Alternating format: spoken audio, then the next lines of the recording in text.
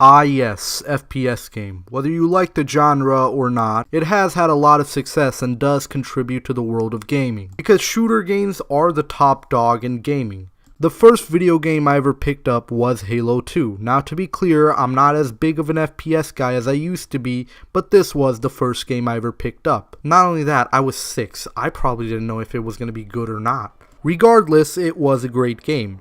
Expansive amount of content, fun characters, amazing gameplay, and also compelling story.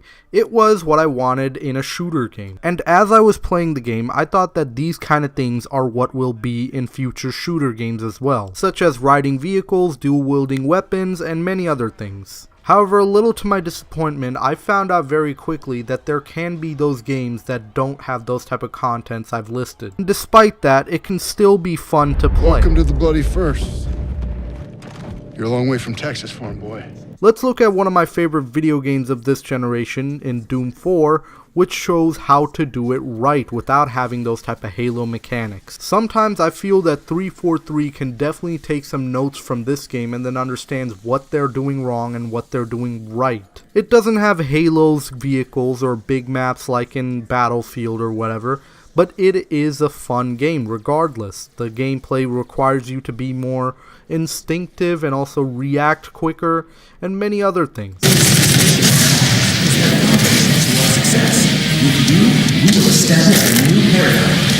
Now, however, I still liked Halo 2. I still thought that Halo 2 was a great game, but I've learned that that was a different subgenre of an FPS. From what I've heard from a lot of people, Halo is the game that revolutionized a lot of console shooters, because then came along Halo 3, and my balls were blown.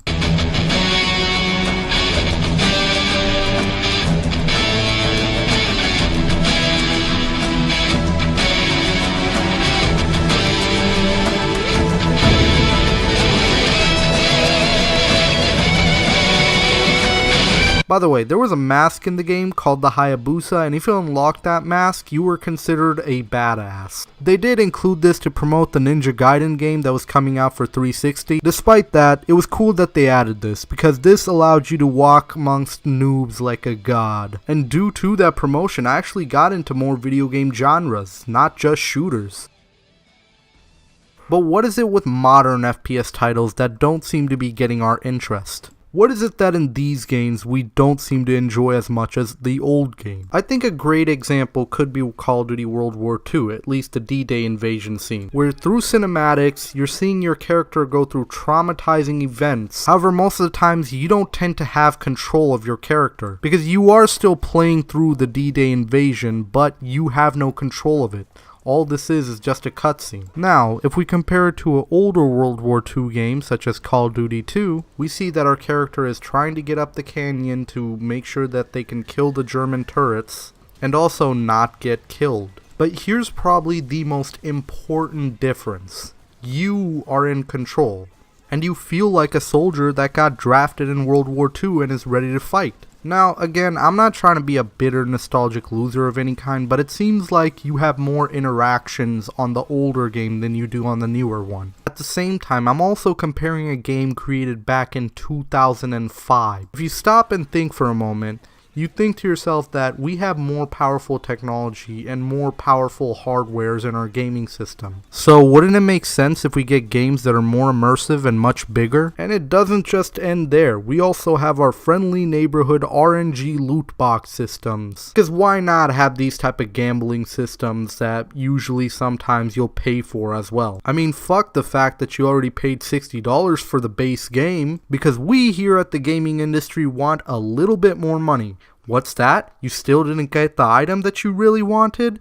Well, too bad for you. You either grind or give us a little bit more money. Now, to be fair, there are games out there that use this method correctly, but most of the times they just couldn't find out how to do it right, because this whole system gives an unfair advantage to players that are actually grinding through the game, because most of the times you could get lucky or unlucky.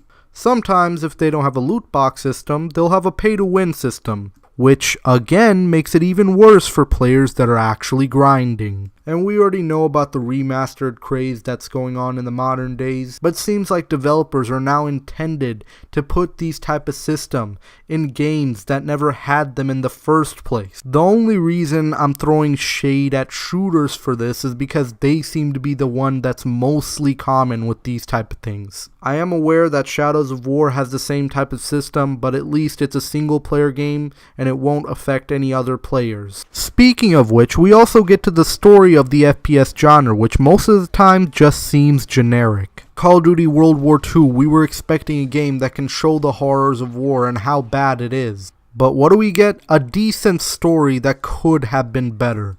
It seems like these days we either get a game with a bad campaign but a good multiplayer, or vice versa. Now this isn't to say that we can't have an FPS game with a good single player mode. For example, take a look at BioShock Infinite. Set in a steampunk world, you take control of a man named Booker DeWitt who is ready to repay his debt after getting into a lot of gambling accidents. You're aided by a woman named Elizabeth who will provide you with any supplies that you need. At the same time, you're trying to take down a religious dictator named Comstock who wants to stop you and foil your plans, only to find out at the end that you are him.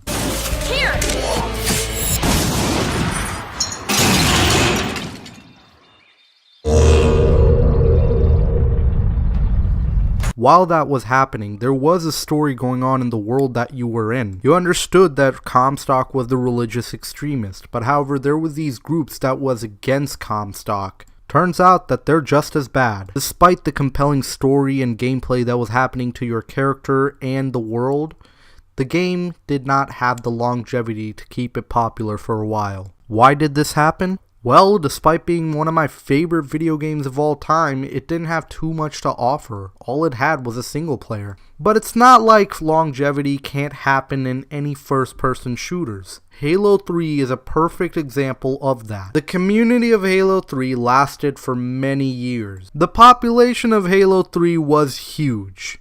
People were making videos of Halo 3 back in 2010. The community had a huge impact in longevity scale.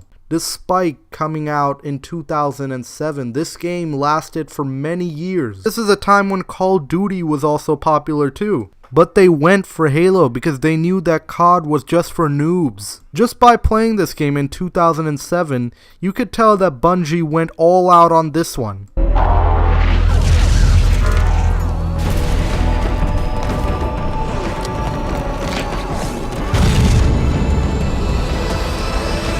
For us to create a shooter game that can ensure the survival of the genre, the first thing we need is 1. Freedom and option. We should not have kill burials, we should not have borders or places we can't go into. Allow us to explore the game. Also, let the player be in charge of the game, how they play it. If they want to go through a stealthy approach, let them go through a stealthy approach. If they want to go all out war, let them go all out war. The possibilities should be endless because devs should not tell you how to play the game. Number 2, better achievements. Make players go through challenges after challenges to want to unlock something, like a weapon or a armor or some type of skin. Like I've stated with the Hayabusa, you'd have to unlock it by doing some sort of challenge. Like you could make a challenge like this, like you have to lead in kills in 3 different game matches. And for the love of Cortana, don't make us have an option to pay for it. Noobs will take advantage of that, and that's not what I like. And if you should make us pay for it, let it only be for skins and all that. Number 3, more content. Now to be fair, this is a hard one, because there are bad games out there that have a lot of content, and we don't know if we're gonna like the content or not. But you know what? Developers should ask the community what type of content would be cool and why. Or some developers could give the idea of Forge mode like we see in Halo. That way the community can create more content. And finally, number 4, compelling story and multiplayer. Some could argue that was Bungie's Halo, but that's how Halo was able to sustain a motion of longevity. Halo 3 had both a compelling story and a multiplayer. Now, to be clear, this is not me being hateful to modern FPS shooters.